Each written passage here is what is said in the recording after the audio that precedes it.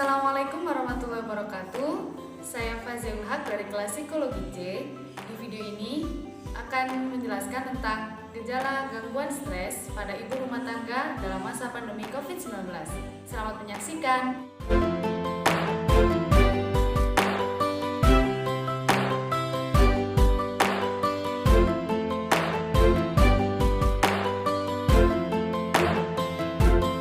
Dunia digemparkan dengan adanya virus corona yang mematikan.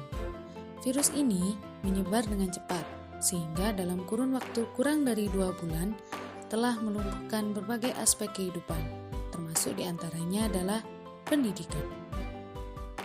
Adanya peraturan physical distancing untuk mengurangi persebaran virus membuat kegiatan belajar mengajar dilakukan di rumah masing-masing. Hal ini tentu menjadi tantangan tersendiri untuk guru dan orang tua. Bagaimana cara menyampaikan materi dengan efektif melalui teknologi yang ada atau yang biasa disebut dengan belajar daring atau dalam jaringan. Orang tua berperan penting dalam kegiatan daring ini, terlebih untuk anak usia sekolah dasar. Namun masalahnya, tidak semua orang tua mampu mengoperasikan gadget. Sedangkan guru menggunakan pembelajaran berbasis online dengan metode yang bermacam-macam. Hal ini membuat sebagian orang tua merasa kesulitan dan kebingungan, terutama bagi seorang ibu rumah tangga. Satu sisi harus membantu anaknya belajar, dan di satu sisi yang lain harus mengurus keperluan rumah. Banyak ditemukan cuitan atau curhatan ibu rumah tangga di sosial media yang mengeluhkan pembelajaran dengan sistem dalam jaringan. Berdasarkan hasil pengamatan dengan 2 orang ibu rumah tangga dan beberapa kasus yang serupa, kebanyakan mereka mengalami stres dengan adanya sistem belajar di rumah dengan menggunakan online ini. Stres sendiri didefinisikan sebagai yang pertama, adanya ketidakseimbangan antara tuntutan, dalam hal ini fisik dan psikis, dan kemampuan untuk memenuhinya. Kegagalan dalam memenuhi kebutuhan tersebut akan berdampak krusial. Yang kedua, merupakan tanggapan seseorang, baik secara fisik maupun secara mental, terhadap suatu perubahan di lingkungannya yang dirasakan mengganggu dan mengakibatkan dirinya merasa terancam.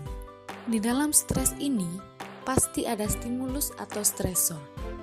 Dan stimulus atau stresor dalam kasus ini adalah yang pertama, keharusan untuk menyiapkan kebutuhan rumah tangga seperti memasak, membersihkan rumah, dan keperluan-keperluan yang lain. Yang kedua, kesulitan untuk pengoperasian gadget. Didukung dengan metode dari guru yang berbeda-beda seperti menggunakan video, Google Form, atau quizzes. Dan mayoritas ibu rumah tangga atau orang tua tidak sepenuhnya mampu untuk mengoperasikan aplikasi-aplikasi berikut. Yang ketiga, adanya tenggat waktu untuk pengumpulan tugas. Terlebih jika waktunya bersamaan, sedangkan kelancaran tugas bergantung pada jaringan internet. Yang keempat, anak-anak yang mulai bosan belajar, sulit diatur, dan tidak patuh.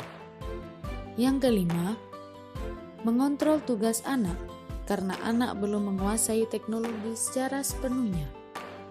Yang keenam, pengeluaran untuk kuota internet yang semakin bertambah. Dengan adanya stimulus atau stresor yang muncul, para ibu rumah tangga pun memunculkan respon yang berbeda-beda.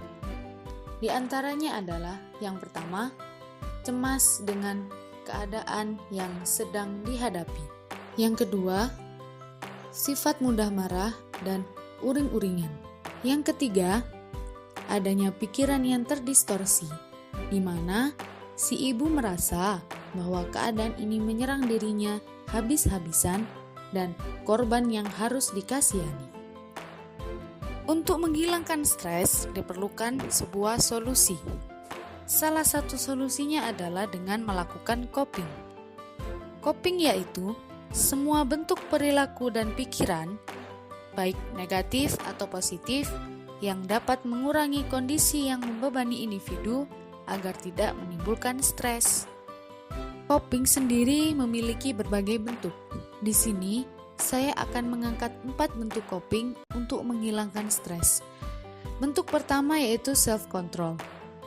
Self-control ini berupa berdamai dengan diri sendiri, mulai melihat sesuatu dari sudut pandang orang lain, dan melakukan adaptasi.